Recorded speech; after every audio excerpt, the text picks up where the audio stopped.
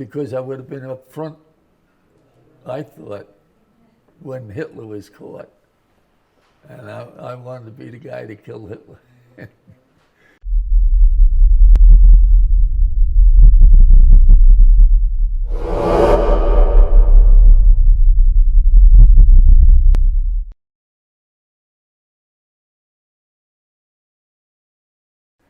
I wanted to be a radio op like my stepdad was. He was on a pig boat, what they call them, submarines. They call them pig boats. And but he got extra food, a lot of extra little things because he was in a submariner, you know, submariner. And so I was going to go into that, and they turned me down, and I was pretty good physically. I played ice hockey, everything but basketball I played. And I could bunt better than any of the guys. I was a fast runner. So I probably would have gone professional if I'd been any longer in the streets, you know. But as I said, you play the cards you're dealt. Yeah, well, I thought all I wanted to do was kill Hitler. I wasn't a good soldier in the barracks, but I was good in the field. That's where you asked, did I use the home at all in later life? Well, a lot of stuff I learned in there, I used to correct the sergeant. And the first couple of times, I get out of here, Manley. And I would come up to him, I would say, after he'd tell us what he was told to tell us, I would say, I don't like it. And I did that 3 different times, and I was right. And from then on, he'd give us the information, and he'd wait till the guys broke away from the formation, and he'd walk over to me, he'd say, what do you think, man? It was the best thing that could happen to me. But why did you join the Paratroopers instead of the regular Army? Because I would have been up front, I thought, when Hitler was caught. And I wanted to be the guy to kill Hitler. Where did you do your training? Benning, Fort Benning. The only thing that scared me was they put you in a harness, no parachute, put you in a parachute harness, and they would lift you up facing the ground. They'd take you up 100 feet, and you had to pull the ripcord for an emergency. So you had to pull that, and you only dropped 10 feet. But in the back of your mind, if that damn thing don't work, you're going to go down 100 feet onto concrete, you know. Coney Island, you know, the thing they had for parachute was the parachute was controlled, it was on a cable. And you get in the harness and the parachute held you. Well, listening here there was no chute. It was just the harness. And you only dropped 10 feet, but you had to do it. That's why they did it that way, to make sure that you would pull off the reserve, you know. You were also a demolition expert, is that right? I wasn't an expert, but I was the demolition crew. What kind of demolition were you trained to do? Well, if they needed tree trunks taken out or anything in their way, booby traps, we used to set some booby traps here and there. But there was always a sergeant and an officer when you were doing that kind of stuff. I wasn't an expert. I would never consider myself an expert. But it was, at the time, I thought it was pretty damn important. Well, I guess it was. So, but I wasn't in a regular marching, except on parades and stuff like that. There were two parachute men and 2 radio ops. And they would be attached to a company. But you weren't part of a squad or anything. So I used to be able to sneak off to the pub and have a couple of beers. What unit were you assigned to? 502. Tell me about that. Well, I jumped on D-Day. I jumped with regimental headquarters. They made a special squad of 11 men, and they put me in it. I didn't know any of the, I only knew 2 of the other guys in the squad of 11. And they dropped us in the wrong place. And we were told the night before, the picture I showed you of Ike speaking to the demolition platoon, when he did that at 5 in the evening, the next morning, I was on French soil. At 1 o'clock, we jumped 1 o'clock in the morning at 400 feet, and it takes 175 to open. And we jumped at 400 feet on D-Day, this group, and we didn't think too much of it. I was 22 years old, you know, rough and tumble. I was more interested in what I was going to be doing when I get down there, you know. So it's funny how you look at that kind of stuff, but depending on where you grow up, you know. And I was used to, I wasn't afraid of anything, really. It was their fault. And we had 3 flights. It started at midnight. Midnight with the first flight. 1:30 midnight was second flight, and we were the 3rd flight. First aircraft and the 3rd flight, because we were breaking away the demolition group of 11. Normally there's 18 in a stick. We only had 11. And we were dropped out right over a road, but it was in the wrong area. And it was close to where we were supposed to be, but I never saw what we were supposed to take care of 4 heavy weapons overlooking the beach. We never saw them. And I saw it later in life, I went back, but I never saw them in combat. The day before I jumped, it was a formation, and they advised us that D-Day was coming. That's all we got out of it. And, and Ike started, Eisenhower, General Eisenhower, he was commander of the whole shooting match.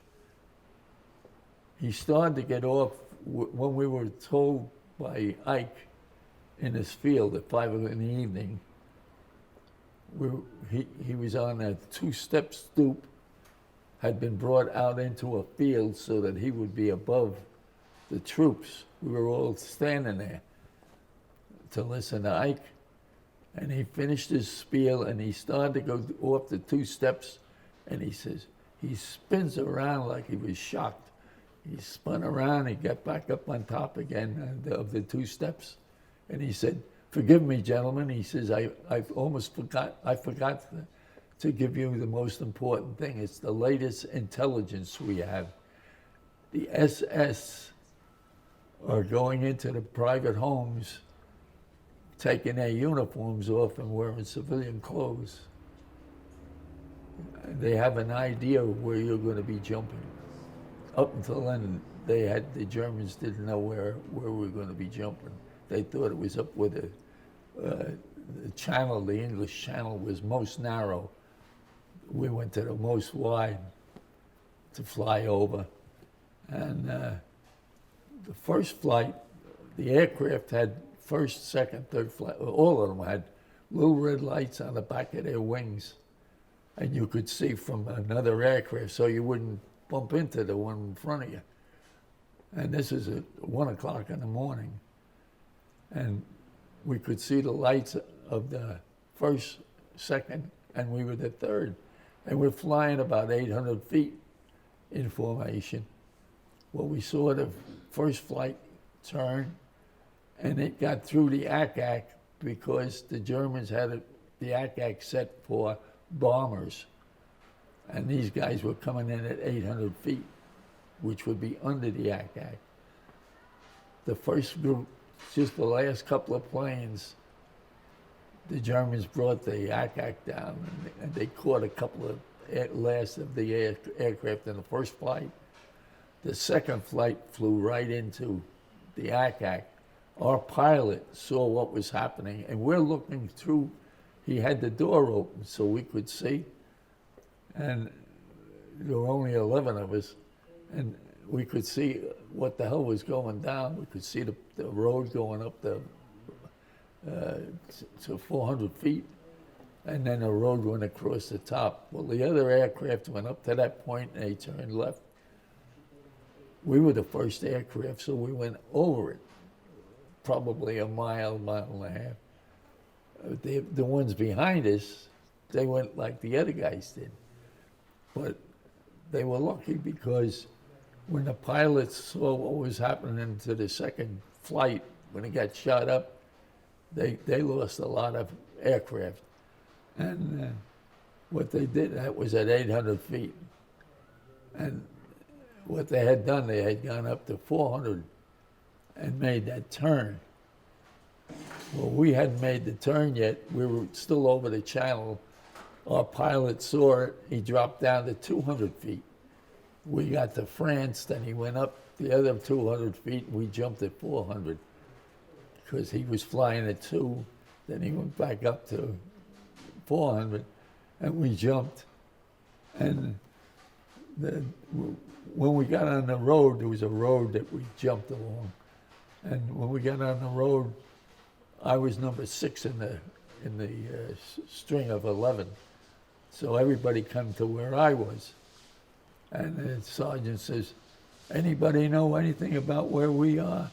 He says, I don't. He was supposed to know. And he was our information.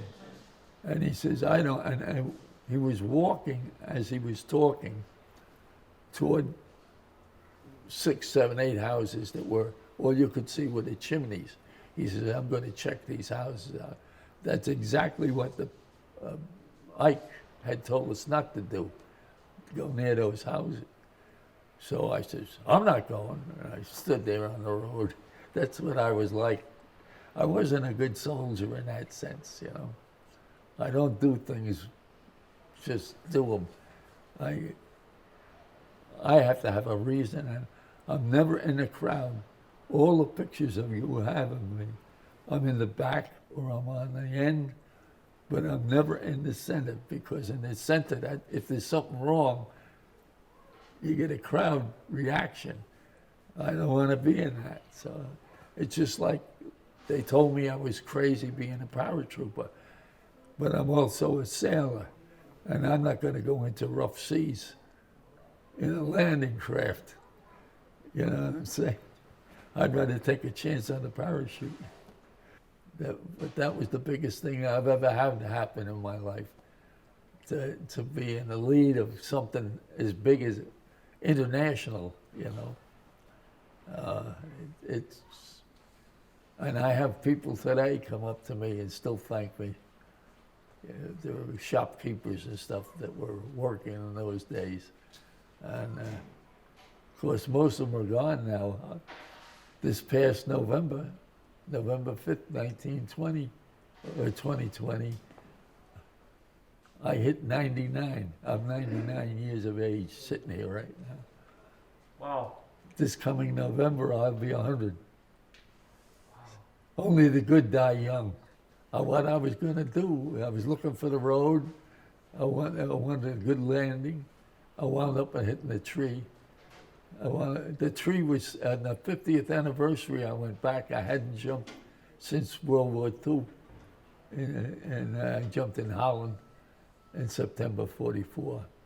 And that was the last jump I made, because the weather, when we went to Bastogne, the weather was rain, sleet, all the bad things you could think of. High winds and all. So we didn't jump there. They put us in tractor trailers. These are paratroopers in tractor trailers going up to combat. And So once you landed in Normandy, how did you figure out where you were and where you needed to go? we didn't know, but when the sergeant did that, the guys were starting, just like a river, they were starting to go with him, you know. And I said, I'm not going, because I was thinking about what Ike said. And he's going, this guy is going to the houses, which is exactly what could be bad. So I said, I'm not going. And all the guys just faded away from me. I stood there, I was almost a half hour. A guy comes up out of the, you know how little saplings grow along a road that's high, and there's like a ditch on the other side. This guy comes up, he's got his hands like this. I almost shot the poor bastard. And he says, American, American, he says. And that's all he said. He was an American sergeant, he says. And so as long as I could see the fingers, I wasn't too worried, you know. And I'm looking for other people. And he started toward me. And to start with, he's only 100 feet away. And he starts to walk toward me. And he got halfway. All of a sudden, a group comes out. And they're not carrying arms like an infantryman would. They got carbines slung, and they're like they're going on a parade ground. They were glider pilots. They were in this wrong place too. So he and I had talked. Oh, when he's first talking to me, he says, which way is the English Channel? And I said, if you turn your head, you're going to see it, because they were fighting down there. I could see them fighting on the beach. And this is still darkness, you know. And it was a clear night. There was no problem that way. But anyway, the landing area that we went into was 400 feet high, but it went down to the beach. So we were 400 feet above the beach, so you could see everything that was going on. The original people that landed, the people that brought the rest of the group in, they were on the shore fighting the Germans at that time. What was your objective? It was to take out some cannons? Four field pieces that were overlooking that beach. It would have saved a lot of lives if we had been able to find. What happened when you got to the guns? Well, this sergeant says to me, where's your group? And I said, they went over to where those chimneys are. I said, I refuse to go because Ike said not to. He says, it's within my realm. He said, I'm taking you aboard as a point man. So now I'm with Americans anyway, you know. The other way I was by myself. I'm sweating out Germans coming down the road, you know. So I gladly took the damn job, because all I had to do was get his group down to the water. They had a boat waiting for them to go back to England and get more gliders and bring supplies. So that's why they were marching the way they were marching. But only glider pilots would.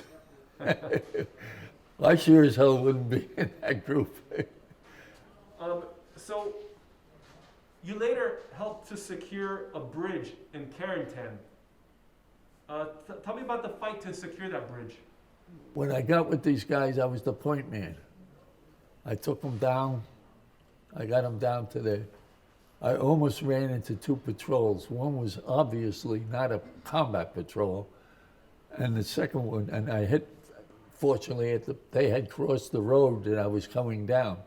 So I changed roads, and a little 20 minutes, so a half hour later, I ran into another, which was a combat patrol, and that was where I killed my first guy that I know that I shot.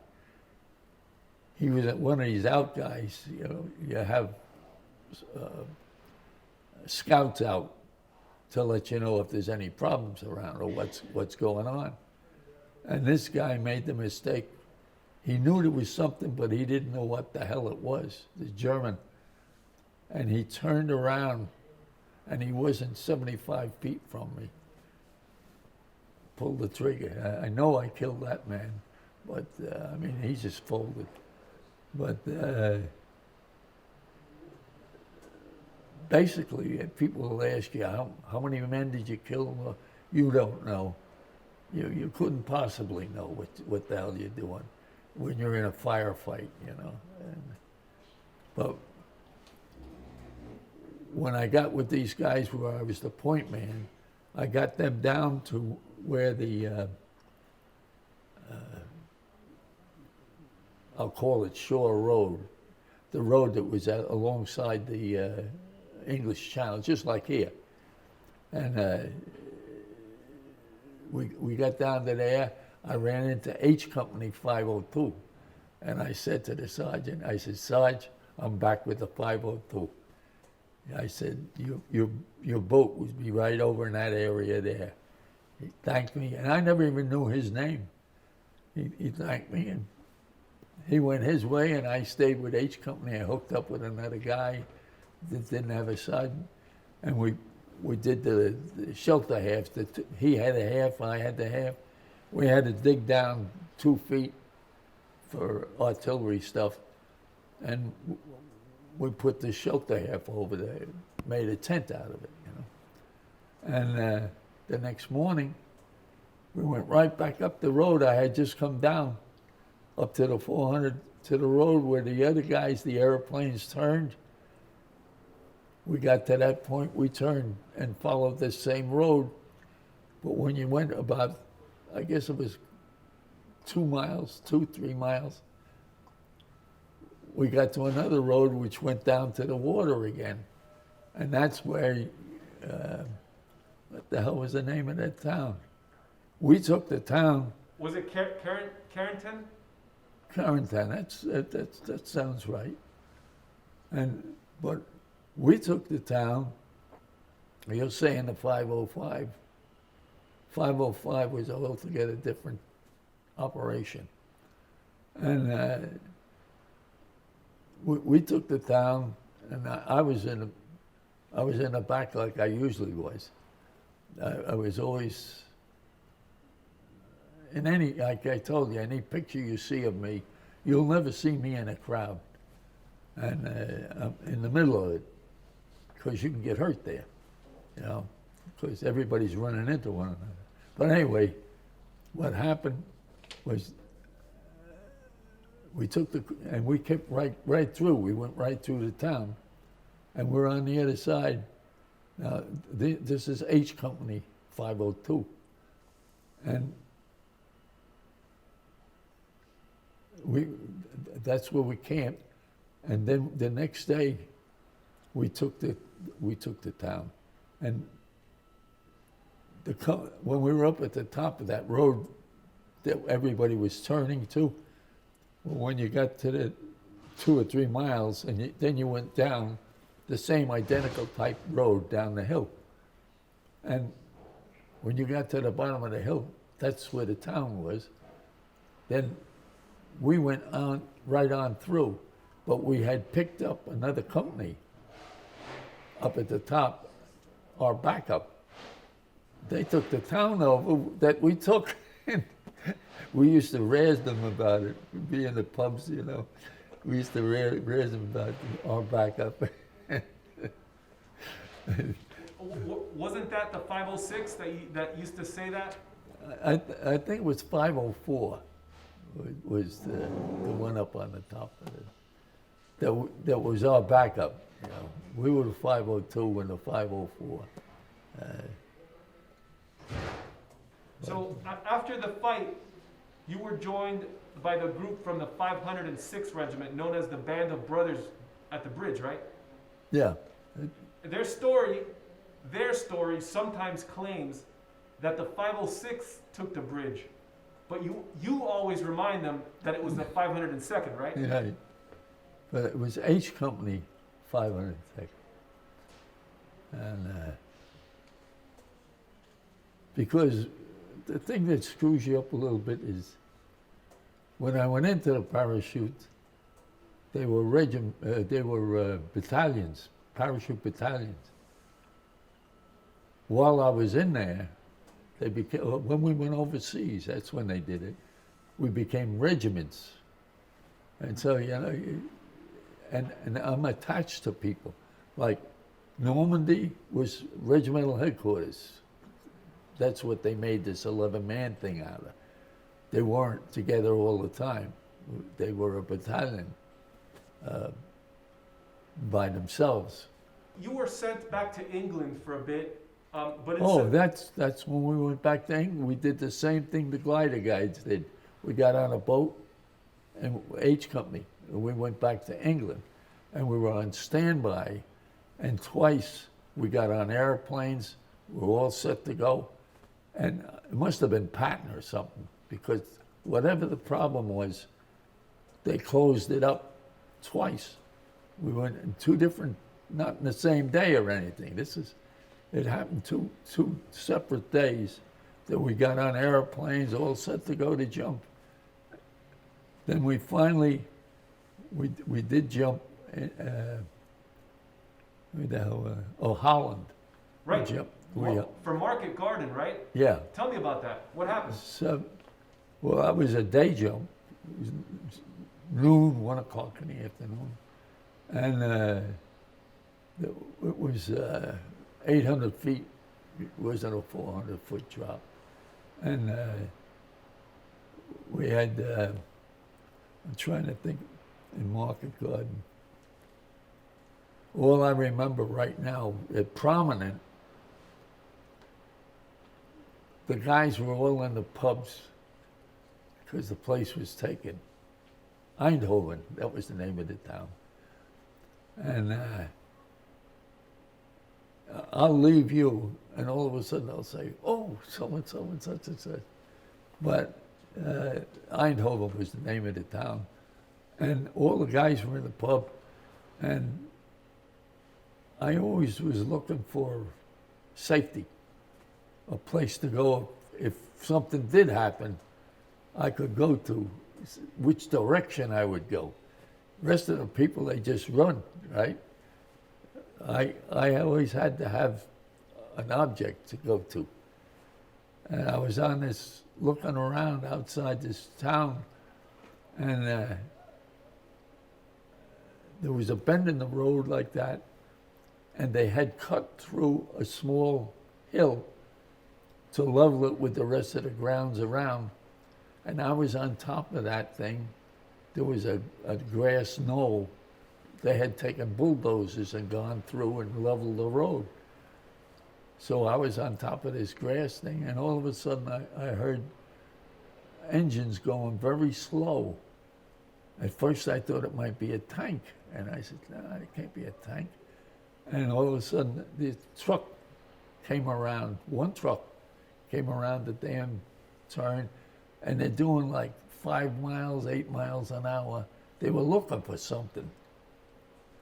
And they came around the bend, and I'm up on top of this knoll, and it's only about 12, 15 feet higher than the road. And they came around the bend, and there's five guys in the cab. I took the driver, then I took the guy on the door to block exits, and the 3 guys in the middle that were dead meat. I killed the 5 guys.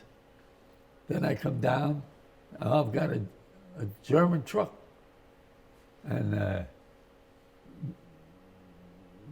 what the hell am I gonna do with it, you know? So I go back to the pub where the guys are, and I'm talking to some of the guys and tell them what happened. And I said, we gotta get that truck. So, okay, let's go get the truck. In the meantime, a civilian, a Dutchman, he's listening to the conversation at the pub, and he says, do you want to sell it? And I said, I looked at him in shock. I don't know who the hell this guy is, and he spoke better English than I do. And I said, you realize you're talking about American property? I said, that belongs to the military. And he says, I'm opening a trucking firm after the war. He says, I have 4 garages. He says, I'll put parts in each of the garages. That's what he was doing. I says, what are you going to pay me in? American? And he says, I have a Renault there. I swapped him the truck. I didn't even have to touch it. He's going to take it and it's gone, you know. And I've got his little car. And I had the car until we left Holland. The damn guy with an orange band on his arm, I had to assume police. And he was checking stuff. I had been given, I used to play horn and trumpet. And you carry your mouthpiece no matter where you go. You don't have the horn with you, but you carry your mouthpiece in case you run into a horn. Well, I met this family. They had me come in, a couple of us and myself. We went in and had coffee and there was a horn there. And I pulled my mouthpiece out of my pocket and I says, "You want me to play a note?" Yeah, because nobody in the family could play any longer. And the valves didn't go up and down. They went like this, you know, they swirled. So it would have been priceless here. And so I said to the guy, I said, well, who's playing it now? He says, "You are." And he gave me the horn for saving them from the Germans. So that went, till I went to go out of the country. They took the damn truck, the car, and the horn from me. They didn't ask, was it given to me or anything. They just, they assumed I picked it up or something. So I remember reading a little bit about your experience. I remember reading about your experience at Market Garden, and the fighting you did in Holland was very intense. In fact, it's known as Hell's Highway. How would you describe it? It was heavy, but it wasn't as heavy as it was in either Normandy or Bastogne. Bastogne was a real. We ran into a tank park, and there was where the tanks were. The road went like this, and then the field fell away, and that's where the tanks were. They were in here, and we were back here. We couldn't see the tanks themselves, but we knew they were there. So the sergeant went out in front, the crew of the mortar, 60 millimeter mortar. They had been Americans, they had been killed, apparently by artillery, because there was no shrapnel. It had to be explosion that knocked the 3 guys over that were on the mortar. So boss man private, I got Tiedemann, Frank Tiedemann was here, and Eddie Sapinski was here, and they were feeding the mortar. The sergeant was where he could see down into where the tanks were, and he was going hand signals. So they'd drop one in, and he'd go, stop, you know.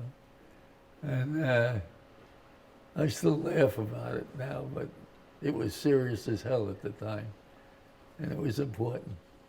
But it's little things like that, you know, were really big things. And then one of the tanks came around behind us, and that's what got me. It went in 2 inches from my hip bone, went through, missed my privates, went through, came out here, 4 holes, and I had winter underwear on. And apparently that's what stopped the blood from showing, because if the Germans had seen the blood, 3 rounds, they had it down to a science. Right here. And their own. They never carried medics with the SS. That's the shock troops. The regular German army had medical assistance with them. But they felt that I asked later on about, well, what the hell, why would you kill your own men? Because you take one or two other men off the line to help the one guy that's hurt. So they lose 3 rifles instead of 1. And that's why the SS did what they did. Tell me about that experience where Scott says you cried out in prayer, God, please help me. What happened? Well, what was happening was the tank was sitting behind us, no more than 150 feet away, with the engine just purring. Apparently, they figured out where the hell these mortar shells were coming from. And they finally cut. What they did, the first time they missed, they went up the ditch. There was you know, how the road has stone on the side where the water pushes the sand away. That couldn't have been more than 3 to 5 feet away from me, where I was sitting on my left leg. I was raised up, and that's how it got up underneath. I was sitting on my leg, actually on my left leg, and this leg was out like this, for balance, I guess. That's how that damn thing could, the only way it could have happened, because they missed me going up, they must have come back down again. And I said to Frank Tiedemann, I said, because he turned white, I thought he had been hit. He turned ashen, you know, and he's looking over my shoulder. And he sees the tank, but I don't know it's there. And he cut it loose, and I said, are you hurt, Frank? When the thing went up. I said, are you hurt, Frank? And where are you hurt? That's what I asked him, where are you hurt? And he says, he points, he didn't say a word. And so I turned to see what the hell was wrong, and I see the tank. Well, just after I did that, he must have come back down again, and that's when I got it. And they got on either side of me, where Frank was on this elbow and Sapinski on this one. They lifted me up, otherwise I would have been sitting there. I'd still be sitting there.